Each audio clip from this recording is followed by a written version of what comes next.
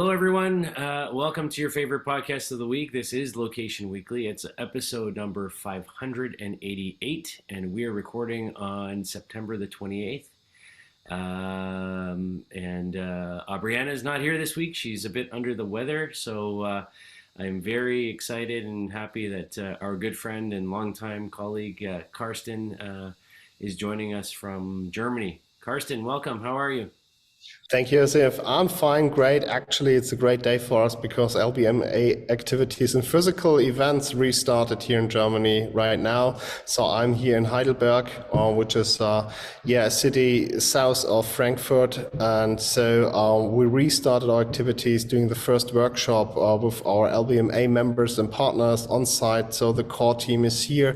We're also producing today our POS Connect, which is a former exhibition format. Now it's a digital format, so we will be inform you about that. So great to have 35, 40 people on site. LBMA crowd is coming together. So yes, I'm feeling very, very great.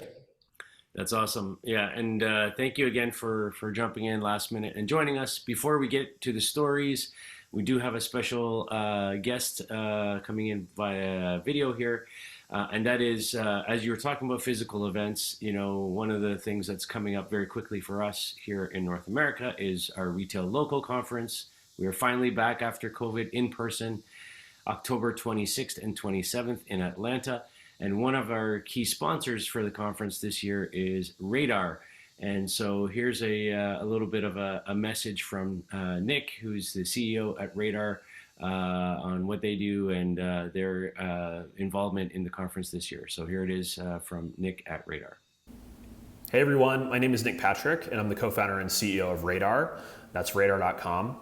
Radar is the leading geofencing platform and we power location-based experiences like curbside pickup arrival detection, store locators, in-store modes, and more for brands like American Eagle Outfitters, Joann, Panera Bread, T-Mobile, and Afterpay. At Radar, we talk a lot about the Amazon effect and the Uber effect. We're used to ordering a package on Amazon and having it show up on our doorstep the next day. We're used to calling an Uber to any address and seeing the car come to us with accurate ETAs. And we as consumers expect these really seamless, frictionless, right place, right time experiences from every app that we use. And we expect brands to deliver these experiences in a privacy-conscious way. At Radar, we believe that the best experiences happen at the intersection of the digital and physical worlds. Use cases like the ones I mentioned before, as well as delivery tracking, self-driving cars, contactless payments, fleet optimization, augmented reality, all of these use cases have a location component. We think that location, specifically first-party location data, is going to power the next decade of digital transformation. And we believe that customer-obsessed companies of all shapes and sizes are going to adopt location infrastructure in the coming years if they haven't already. Radar is really excited to be a gold sponsor at Retail Loco this year. And we're looking forward to connecting with all of you there who are on the cutting edge of digital innovation. I'll be giving a keynote on day one, talking about all of these trends, and I'd love to see you there. And in the meantime, we'd love to hear from you. Feel free to check us out on the web at radar.com. Thanks so much. Thanks, Nick. We appreciate you guys, and we're looking forward to seeing you in person at the event. And so with that, we'll jump right into our stories. And since Aubriana's not here, Karsten gets to kick us off with the first story this week. Very kind. I couldn't replace her, but let's try. Cool thing from BBDO and Theirworld is an NGO, a globally initiative focused on helping kids to learn and be educated around the globe. So Theirworld is doing this kind of groundwork to end the education crisis. That's what they claim themselves on their website, just to make visible that a lot of kids all over the world do not have access to good education, schools, facilities, teachers, things like that. To make that visible, they teamed up with BBDO and started a campaign down in Manhattan, and we are all right now having a lot of conversation about the metaverse, this jumping into the real world and going back into a virtual world, and they combine those both by doing holograms on a great spot in New York, where actually these kind of people, these kids, they need education, they ask for help, and they explain why are they in the situation, will be on site at the venue by a hologram projected, and this is also location based. So there's different angles, different locations in this area around the I think it's Brooklyn Bridge, is it right? Park down there. And so what they do is they spread the message location based by kids asking for help, asking for education. I think it's a great way to attract people and combining the digital world with the physical world. But also you can see it is very, intense in terms of how much technology you read right now to protect something into a real world scenario. So combining the real world and the physical world, the digital world, is still an issue. So great campaign, and we will love to support that. And this is, I think it's great to make it on a personal way visible. Yeah, I think exactly as you said. I think the guys at Theirworld have obviously, this is what they do for a living. Is bring light and visibility to this cause of these children around the world. And I think it's just really cool that with the event happening, the summit happening at the UN General Assembly, to kind of highlight not just to people attending that event, but to, New Yorkers in general, in and around the city, the importance of getting behind this issue, whether that's financially or otherwise, and recognizing there's so many children dealing with poverty or war, or, actually, it's that about 260 million kids do not have access to proper education. This is unbelievable. It's just about the amount of kids and the amount of resources and their brain and their ideas and their possibilities they may have in life. So we have definitely to work on this. Yeah, and I think like the using the hologram, obviously it's cool. It's kind of very sort of in the now type of technology, but they've coupled that also with digital advertising, reaching out to people on their mobile devices, geo-targeting, that advertising to people in the area, in the city that are near the UN headquarters. So I think that's pretty cool as well. So I'm, encouraged by this type of campaign that they can use, the technologies that we talk about at the LBMA, for something good and not just, selling products all the time. So that's good. Really? Yeah. All right. So on to our second story. So we're going to jump from the US over to the UK. And there's a startup over there called Sook, Sook. And this is kind of interesting. These are, we've seen a lot of pop-up retail, pop-up spaces lately in the last number of years. I think partly because, there's just a lot of vacant space, driven by COVID, a lot of businesses that have gone out of business. And so a lot of space available. And so here comes a new real estate / technology company. And what they're doing is they've created a platform for renting out these spaces for short-term pop-up uses, be it retail or otherwise.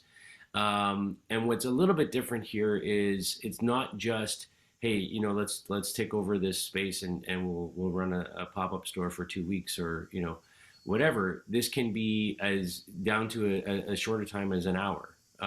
So could be just an event that you're throwing, quick little retail exposure that you're looking for. And I think what I like about it is that it caters nicely to small, medium businesses as well, right? So this isn't only big brands that want to get a big launch happening and some brand exposure, but you could be a small business that's just got a new product in the market and you can just rent a pop-up retail space for a day and create some social media buzz and drive traffic to it.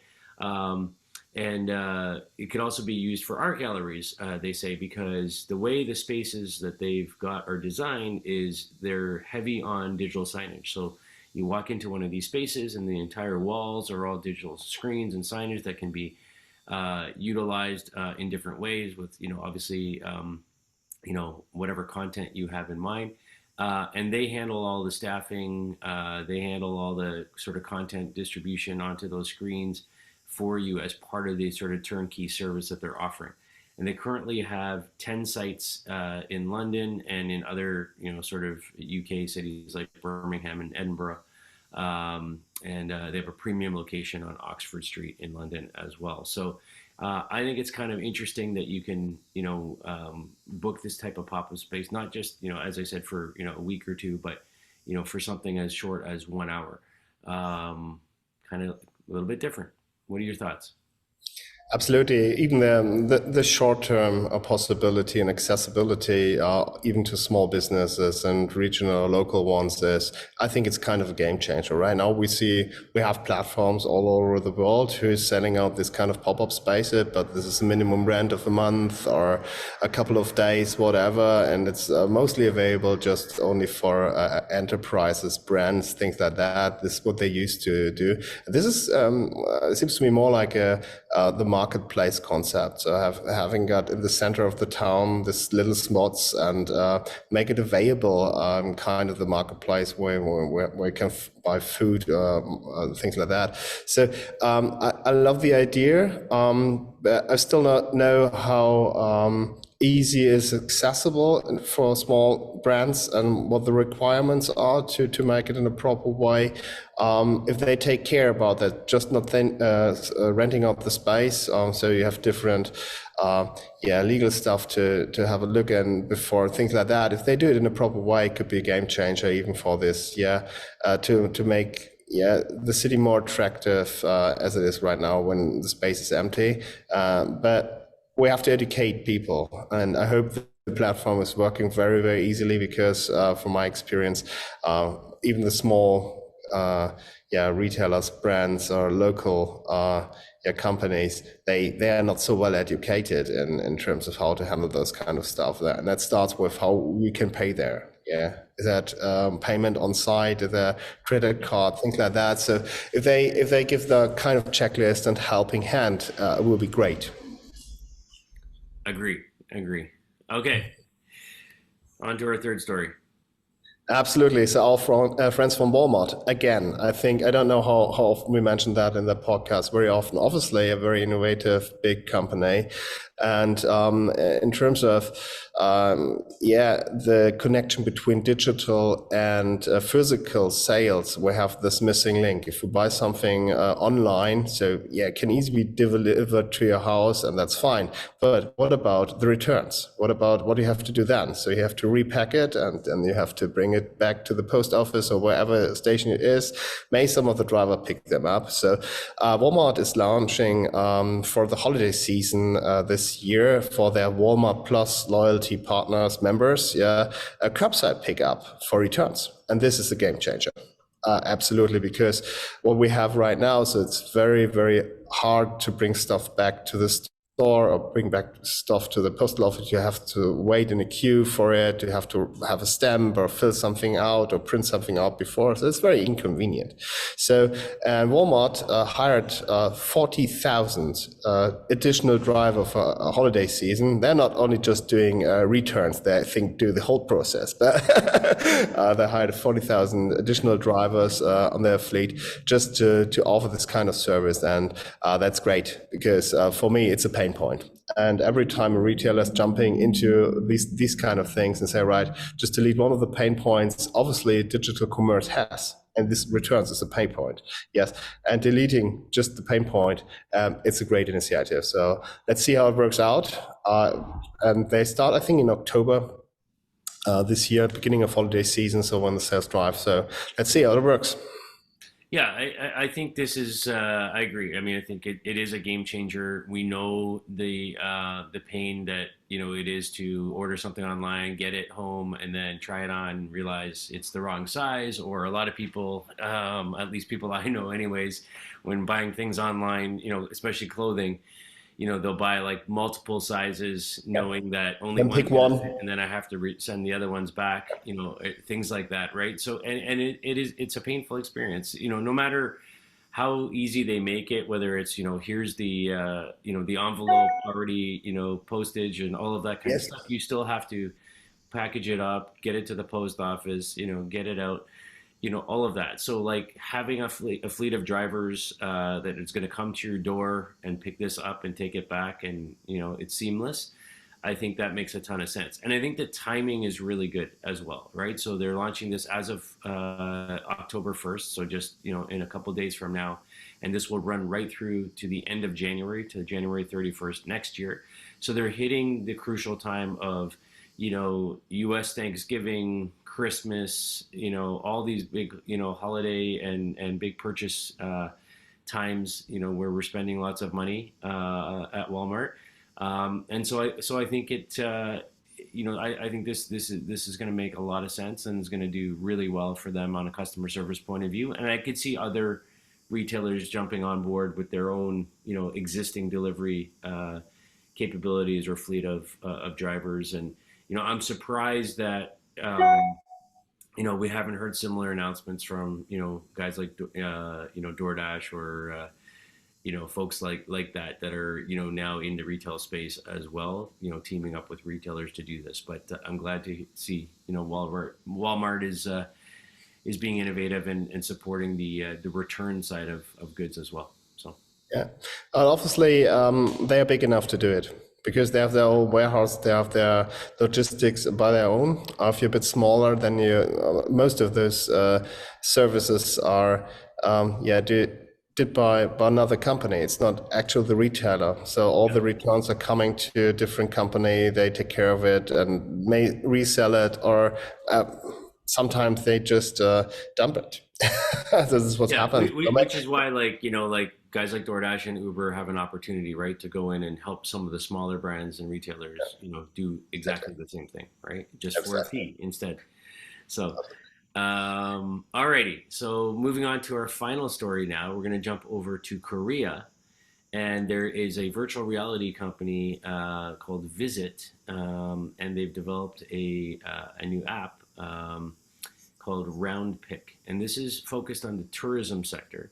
So this is they call this a mobile tourism content service that allows anyone to create location-based 360 VR content and share it in real time using the smartphone's rear camera. So number one, first of all, VR is something that is being used a lot more these days. We're hearing announcements almost on a weekly basis right now about new VR solutions in the markets.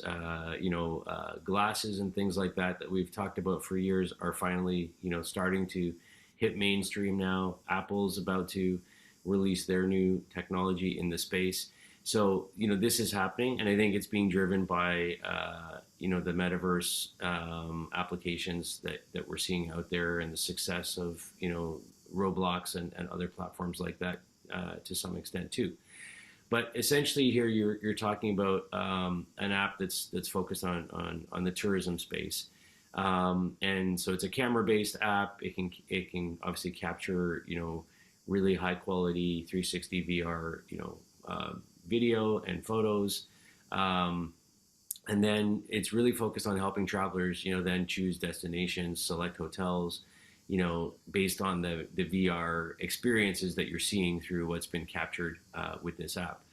So it's both a sort of an app for the content creator or the business owner or the tourism operator, to create rich visual experiences of the properties and destinations that they want to promote, as well as a great solution for the consumer, the traveler, who then wants to sort of see what's available to them. And it's not just a mapping, here's a map and here's what's at that location and so on. You can actually shop, directly, through the app as well. You can purchase, reserve, properties or rooms or, experiences through the service. So I think this is interesting. It's only available in Korea right now. And as I said, it's called Roundpic from a company called Visit. Any thoughts on this, Karsten, or anything similar you're seeing in Europe? Yeah, I know it's great because actually this is also a pain point for tourist destinations. So we're all talking a lot of data in terms of how we can generate data for our local business. Yeah, if you even rent a restaurant or a bar or a hotel, it doesn't matter. So maybe not a big chain. And we had these great motels in Canada, family-owned motels on the road. Yeah, those people need help, and those kind of this application can help people to create great content from what they do, because otherwise it's very expensive. You can buy it, yes, that's not a problem, but create the content in a good quality with an application helps you do it the right way. That's absolutely amazing, because otherwise you have to hire a team, then they charge you extra, and all the things you have created. And well, a lot of people are not used to do this, yes. And even if you're a small business, it's maybe, yeah, it's not so easy for you. So I think it's great. Yeah, I agree. I think you make a good point. It's not easy to do this still today, right? So I think any apps that are out there that can make it seamless, make it something that's easier to create, Yeah. and then distribute and make available, I think is a good thing. So if you're in Korea and you're listening to this, check it out. Let us know what you think. So that's our show. 4 stories for this week. We want to thank Karsten for filling in for Aubriana this week, last minute, and helping us out, bringing these stories to us. Thank you, Karsten. Appreciate it. Thank you, Steve. Great to be there.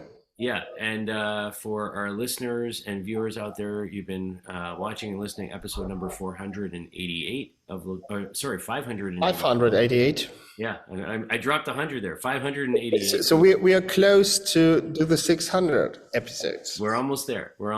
So yeah, 588. I remember 500. It's not so long ago. Not so long ago. And yeah, so thank you everybody for your time. Please, if you don't have your ticket yet for Retail Loco, go get one. Just go to retaillo.co, retaillo.co. That is October 26th and 27th in Atlanta. And also, I haven't mentioned recently on here, but the week before that, I will be in Tokyo for the LBMA event involved in the Korea Tech conference in Tokyo in Japan. So if you're in Japan and you're listening to this, I look forward to seeing you over there. But yeah, get involved. The LBMA is back up and running in-person events again. Yes, we do. What's going on in Europe as well. And we look forward to seeing you. Thanks, everybody. Have a great week.